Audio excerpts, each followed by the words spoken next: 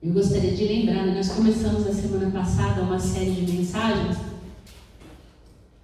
É um pouquinho diferente do que a gente está acostumado, né? Nós sempre fazemos aí uma mensagem mais expositiva. Agora a gente está indo num esquema mais temático, mas é importante para a gente compreender. Quando você abre em João 3, eu gostaria de fazer assim um review, né, do que nós estamos vendo. Nós começamos então a falar sobre os níveis de relacionamento com Jesus, a partir do que nós vivemos e convivemos nas nossas redes sociais, né? Também, né, essa série surgiu de uma inquietação diante disso, de como nós também temos nos relacionado nas nossas redes sociais, dos recortes que nós fazemos e como isso também reflete no nosso relacionamento com Jesus e com a igreja. Né? Quem somos nós no meio de tudo isso? Então esse é o nosso desafio ao longo desse mês. Nós começamos a semana passada falando sobre a multidão e hoje nós vamos falar sobre os curiosos. E os curiosos, em alguns momentos, eles se encontram na multidão, eles estão lá, né? E eles querem seguir Jesus mais de perto. Mas ao mesmo tempo, nem sempre eles vão assumir algum compromisso com Jesus. E é isso que a gente vai ver hoje, porque nem todos estão dispostos a pagar o preço de conviver com Jesus. E nós vamos ver hoje 2 exemplos de curiosos, tá? Então você fica aí com a sua Bíblia esperta, porque a gente vai abrir um outro texto depois desse, tá? Nós vamos começar então falando de Nicodemos. Então, João 3, de 1 a 3, eu vou ler na revista e atualizada, diz a palavra do Senhor. Havia entre os fariseus um homem chamado Nicodemos, um dos principais dos judeus. Este de noite foi ter com Jesus e lhe disse: Rabi, sabemos que é mestre vindo da parte de Deus, porque ninguém pode fazer esses sinais que tu fazes se Deus não estiver com ele. A isto respondeu Jesus: em verdade te digo que se alguém não nascer de novo, não pode ver o reino de Deus. Palavras do Senhor. E vamos lá então ver quais atitudes de curioso, de pessoa curiosa, a gente pode ver em Nicodemos. E aí eu quero trazer aqui um entendimento, né? A gente sempre ouve falar, e o texto é bem claro, fala que entre os fariseus havia um homem. Lembra o que é um fariseu? Hoje a gente usa mais no sentido pejorativo da palavra, mas é importante a gente entender que, biblicamente falando, nem sempre é assim. O fariseu era um grupo religioso do judaísmo na época de Jesus, que foi importante no seu tempo para manter a leitura da palavra, a conservação das escrituras. Então, o que acontecia com o fariseu? E aí sim a gente pode ver Jesus questionando e encarando esses fariseus. É que eles tinham a função de fazer o povo cumprir a lei, observar a lei. E aí eles ficavam presos naquela lei. Por quê? Porque eles entendiam que a observância da lei poderia, segundo eles, apressar a vinda do Messias. Cumpre a lei, o Messias vem logo. Então, povo, vocês têm que cumprir a lei. O que a gente tem que fazer para o povo cumprir a lei? Então, essa mais ou menos é o mecanismo de pensamento do fariseu. Então, às vezes a gente costuma sempre olhar para um lado negativo, mas na verdade essa ideia de ficar em cima das pessoas para cumprir a lei tinha essa intenção. Eles queriam ver o Messias, né? que o reino viesse logo. Então é essa concepção. A gente está falando tanto de reino, mas o fato é esse. Então a gente tem aqui Nicodemos, um fariseu. Deixa eu entender, né? A gente sabe também por outros textos que ele era um dos principais. Então ele era uma autoridade dentro do seu partido muito importante.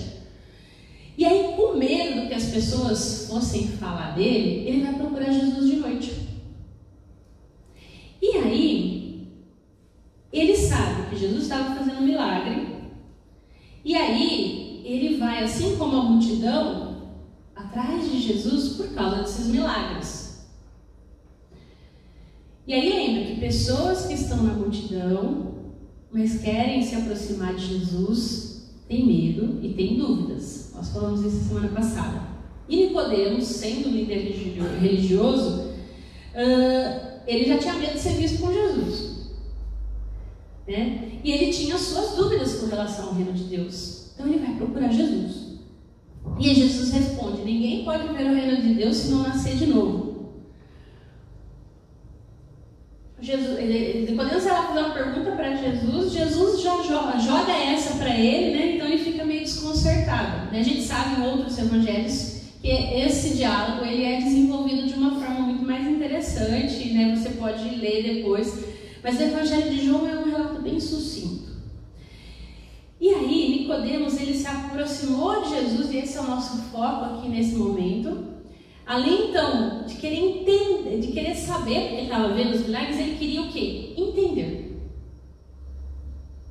Lembra que a multidão vai atrás de Jesus por causa dos milagres.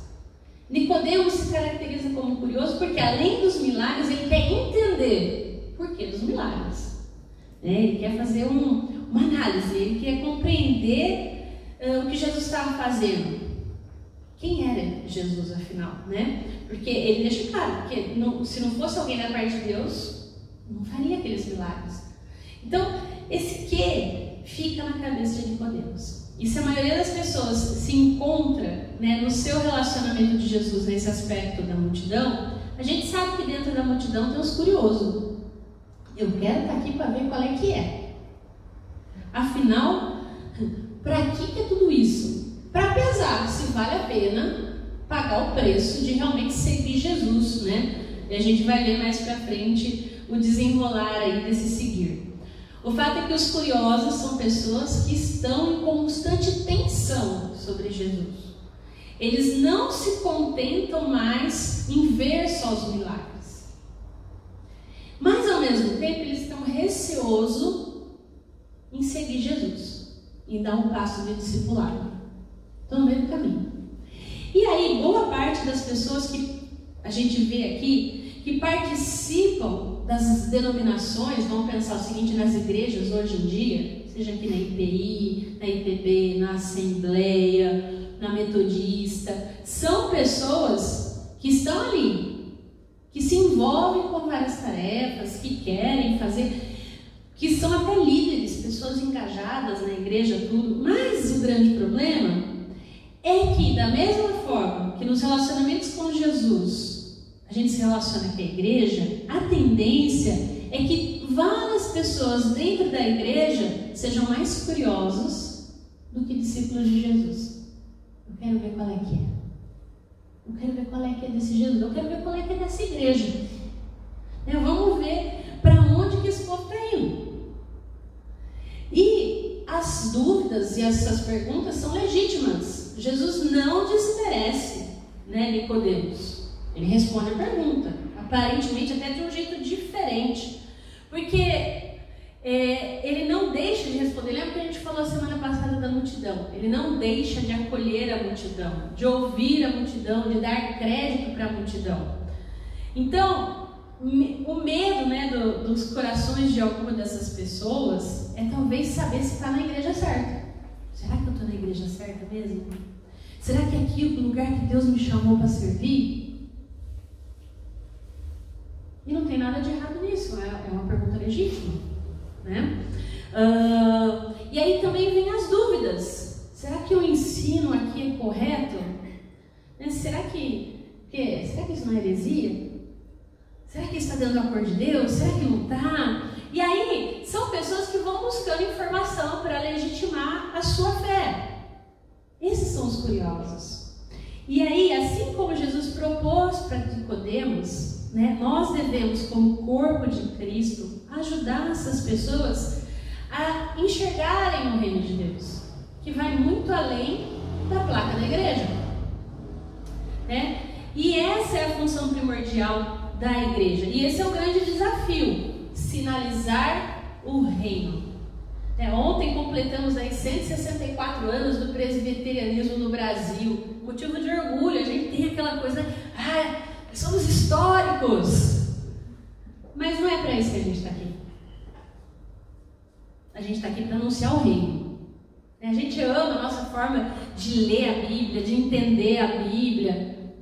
Amamos, mas não é para isso que nós somos chamados. Nós somos chamados para proclamar o reino. E aqui não estou falando que é errado, né? A gente ter esse amor e esse zelo pelo presbiterianismo. A gente só não pode pôr isso na frente de Cristo, na frente do reino. A gente cantou, Jesus Cristo mudou o meu viver. Jesus mudou o meu viver. Muitas vezes ele vai usar as pessoas na igreja e talvez a própria placa da igreja para nos auxiliar em algum momento das nossas vidas. Mas é Cristo.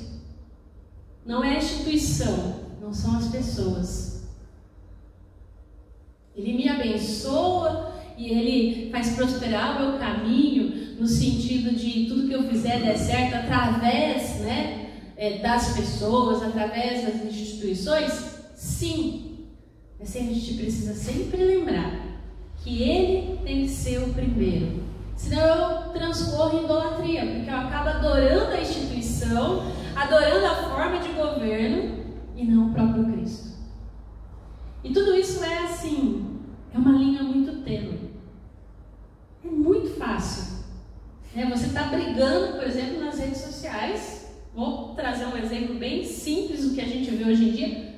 Por causa da interpretação bíblica de uma igreja ou de outra, que a gente vê aí de enxurradas, na internet. O César que está lá agora não é mais Twitter, no X.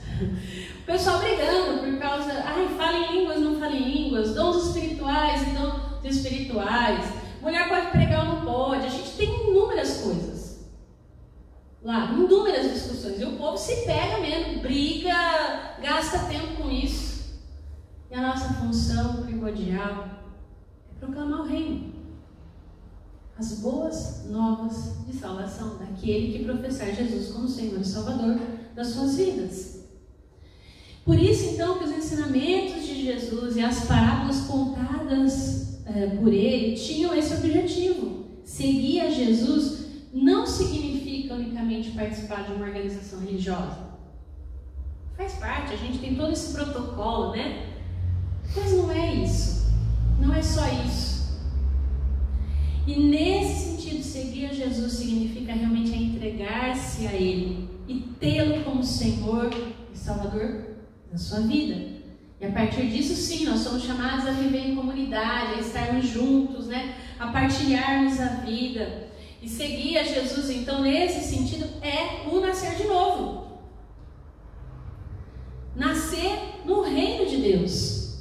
Não é nascer como presbiteriano independente, como batista, como assembleano.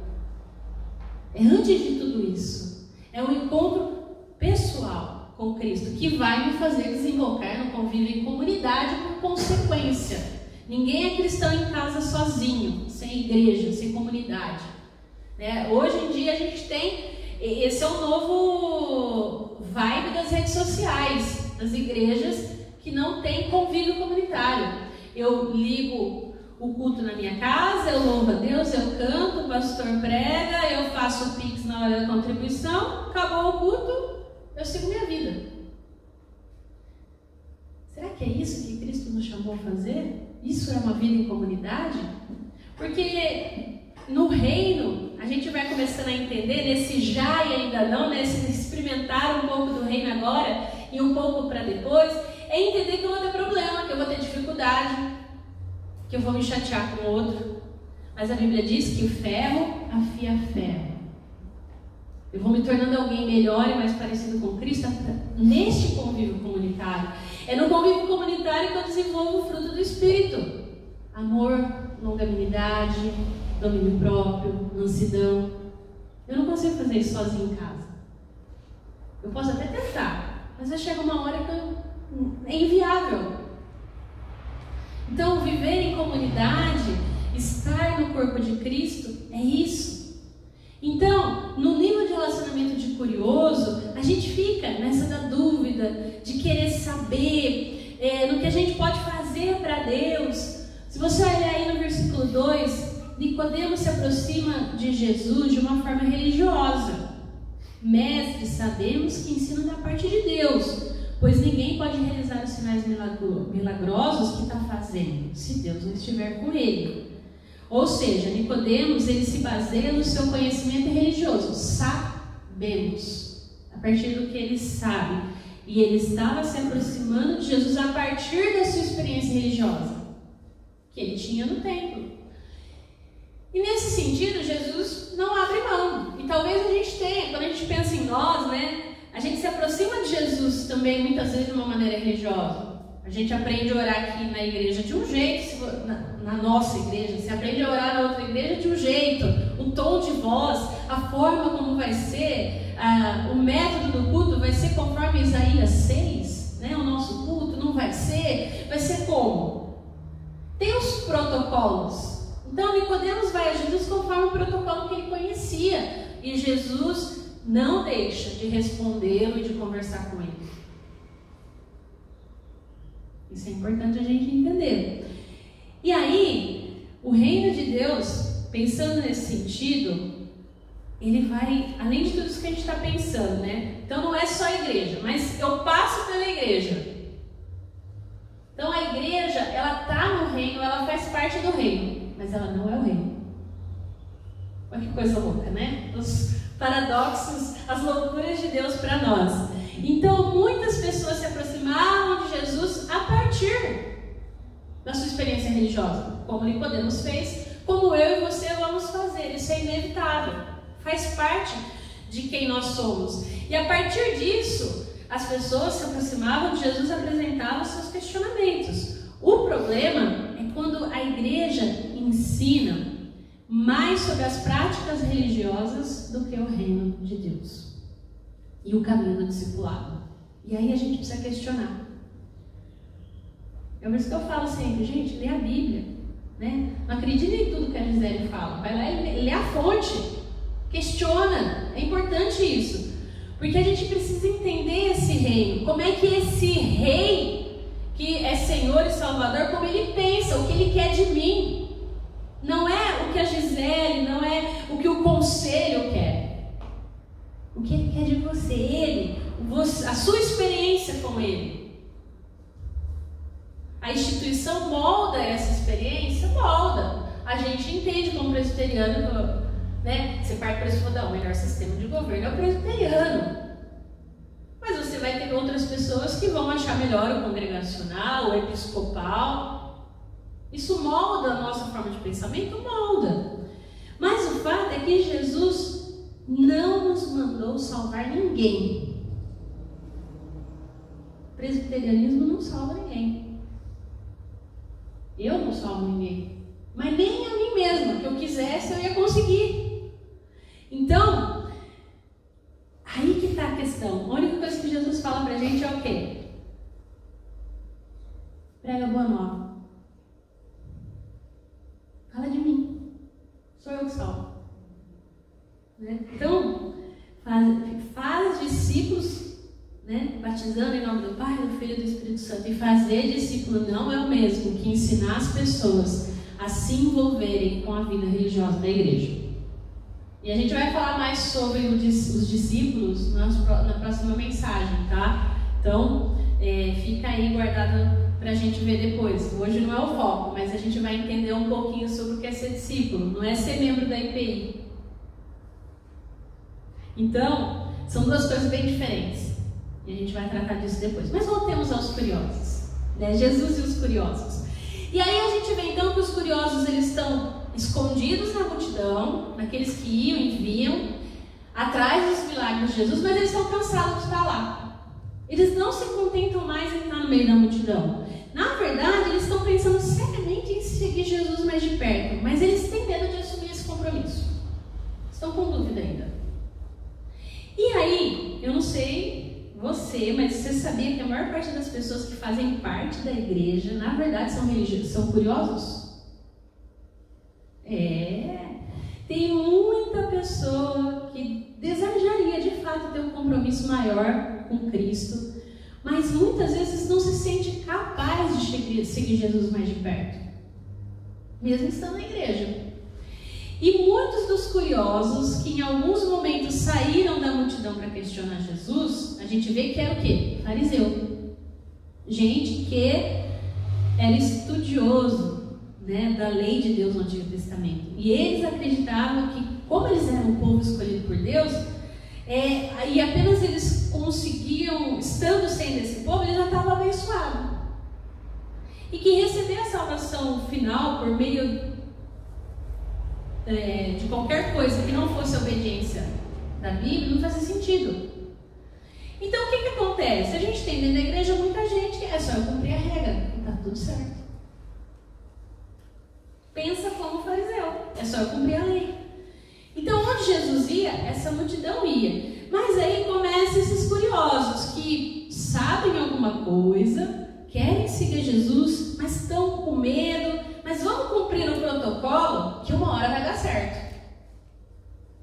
Porque tem milagre acontecendo aqui do meu lado, né? Tem gente mudando, não está acontecendo nada na minha vida, mas uma hora vai acontecer.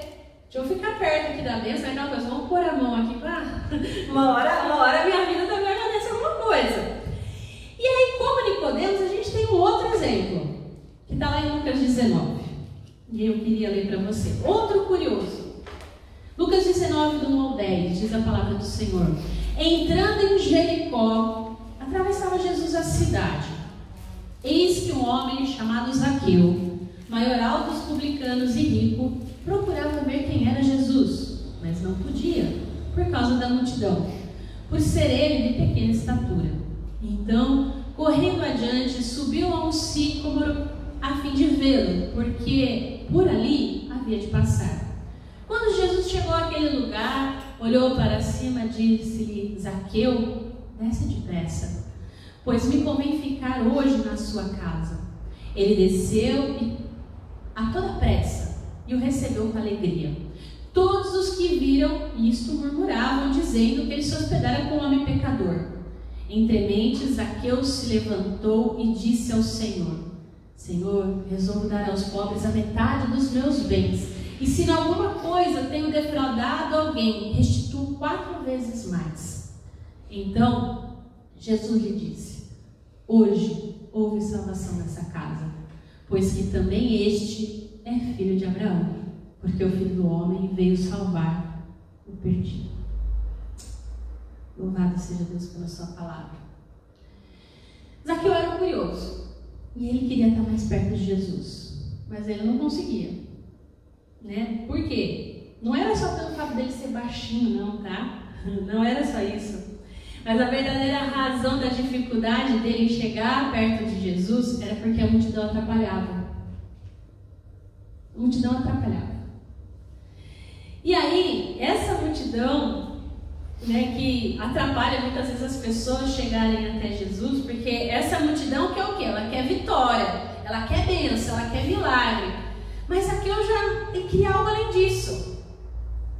Qual é a atitude dele, né, para vencer a multidão? Ele sobe numa árvore. E não adianta falar que você quer subir mais alto, não é esse contexto, né? Porque a gente lembra da música, mas não é isso aqui não. É interessante que essa atitude foi importante, porque demonstra o quanto ele queria sair da multidão. Ele queria muito sair da multidão, ele queria muito entender quem era Jesus. E aí, ele desce depressa, Jesus vai ficar na casa dele, e a partir disso a gente pode dizer que a multidão começa a quê? A reclamar. Olha só, Jesus foi lá ficar com um pecador. Olha só, mas por que a multidão reclama? Porque Jesus deixa de atender por um momento que a multidão quer. E as pessoas que vivem na multidão, elas ficam magoadas quando alguém que não estava, como elas, buscando tanto a bênção, tanto as coisas de Jesus, recebem a bênção. Aí você fala assim, gente, mas aquela pessoa não estava lá firme e forte? E agora? Estava lá, a vida dela me balançava para lá e para cá, e Jesus vai lá e entra na casa dela? E não entra na minha casa? Como é que funciona isso? E aí, tanto Nicodemos como Zaqueu eram curiosos. Só que cada um seguiu um caminho diferente. E a partir da história de ambos, a gente pode identificar alguns sinais de que alguém está começando a entender o que é seguir Jesus de fato e viver no reino de Deus. E aí vale para a gente refletir. Porque, há duas maneiras de Jesus estar na nossa casa, na sua vida. Uma delas é como visita. E outra é vivendo com você. Quando Jesus é uma visita na nossa casa, ele é convidado para entrar num momento específico, ou num cômodo específico, né? Quando alguém está doente, quando o casamento não está bem, quando a gente precisa de um milagre, aí a gente convida Jesus. Agora, quando Jesus vive com a gente, ele passa a fazer parte do dia a dia. Ele abre a geladeira, né? Ele vai no banheiro, enfim, essa presença vai fortalecendo, vai transformando, porque você pensa, nossa, esse banheiro está sujo, preciso lavar. Essa geladeira aí precisa dar um... É mais ou menos isso. Por quê? Porque a gente não pode esquecer que Zaqueu aqui, ele era publicano, ou melhor, ele era o maior dos publicanos. Gisele, o que significa isso? Ele vivia em função do dinheiro. Ou seja, quando ele lembra-se, ele era um judeu que cobrava imposto, ele recebia do seu povo para dar para quem? Para o Império Romano, para o opressor. E ninguém gostava de Zaqueu.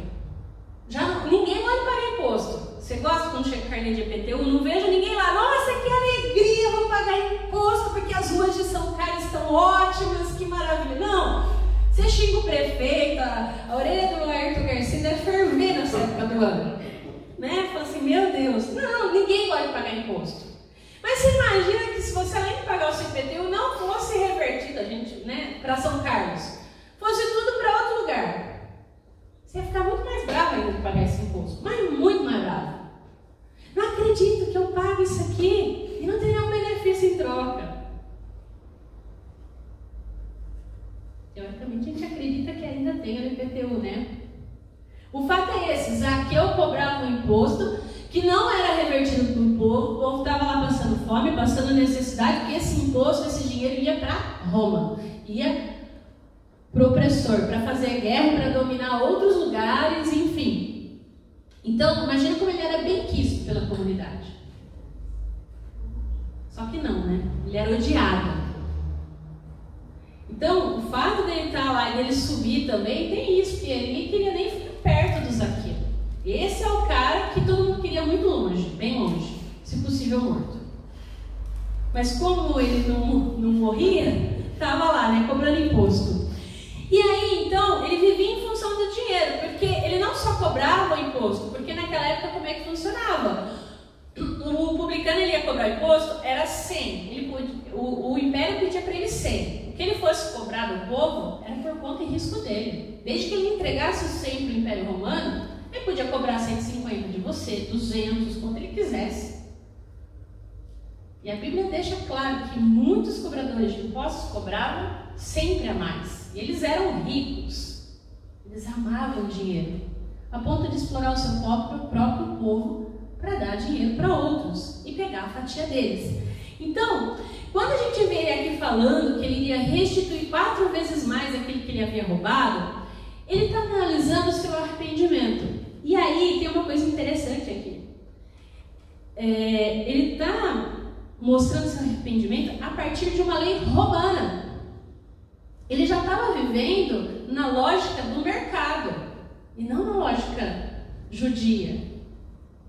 Por quê? Porque tinha uma lei romana que dizia que quando alguém era pego no crime de roubo, ele iria devolver o valor roubado e restituir a pessoa 4 vezes além daquilo. Então, olha só, ele não só se declara culpado, como ele pego em roubo, teoricamente, né? Porque ele diante de Jesus, ele assume então que ele estava roubando e que ele vai restituir. Ele vai devolver e ele vai restituir. E nisso, a gente vê claramente o arrependimento e a consciência dele.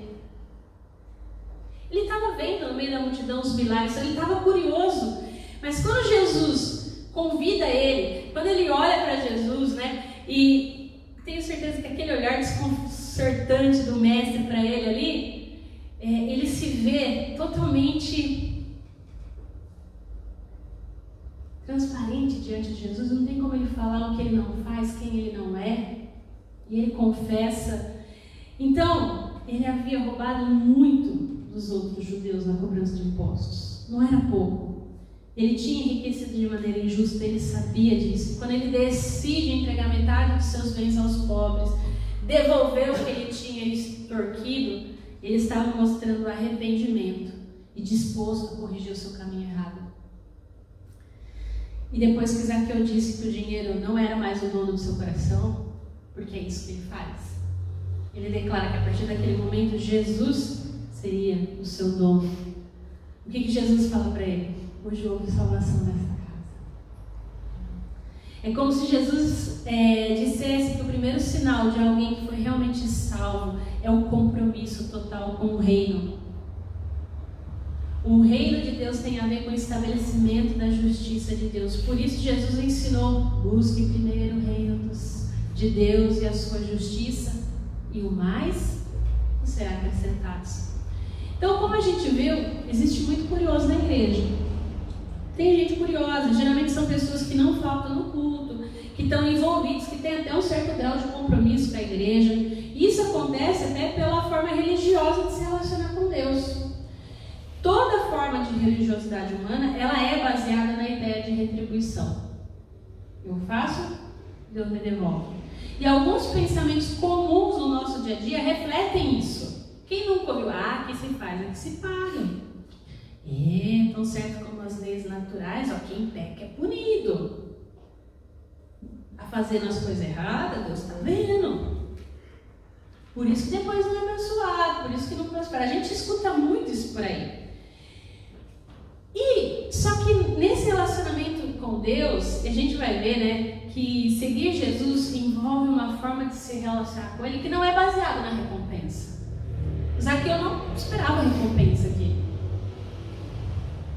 Eu acho que ele nem esperava ser salvo. Ele já tinha certo que por ele ser o maioral dos publicanos, ele já estava condenado.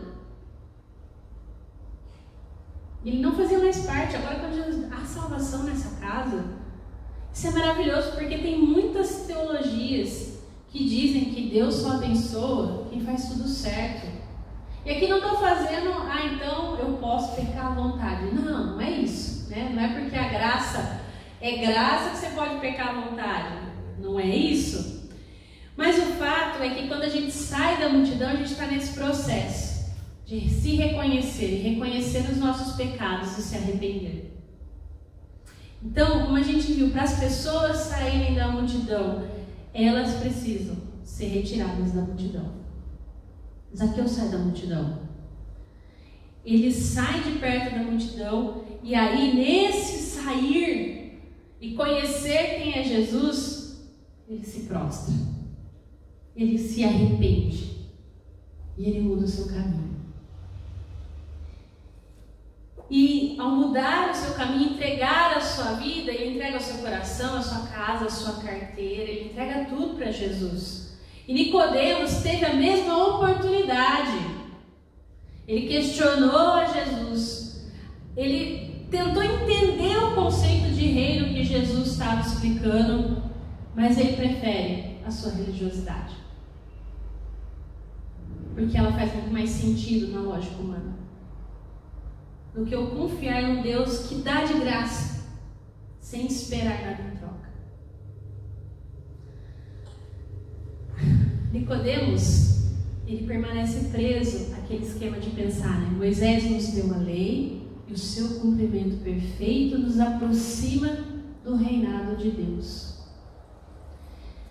A experiência de nascer de novo, que Jesus apresenta para ele e que ele não conseguiu entender, é a única condição, de fato, para entrar no reino de Deus. Não é o cumprimento da lei, é o nascer de novo.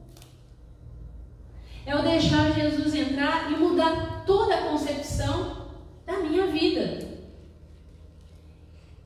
E isso é inusitado. E aí nós podemos concluir que a pessoa, ela não alcança a plenitude de vida mediante a observância da lei, que é boa, que é perfeita, que é agradável, que revela para a gente a vontade de Deus. A gente não está falando que a lei é ruim, em nenhum momento. Mas nós entendemos que nós não temos força para realizá-la, por mais que a gente queira. E a gente quer, e a gente tenta, mas a gente não consegue. Por quê? Porque aquilo que Nicodemos buscava na lei, que é fonte de vida, que é fonte de norma, de conduta, a gente só encontra em Jesus. Não está na lei, está em Jesus.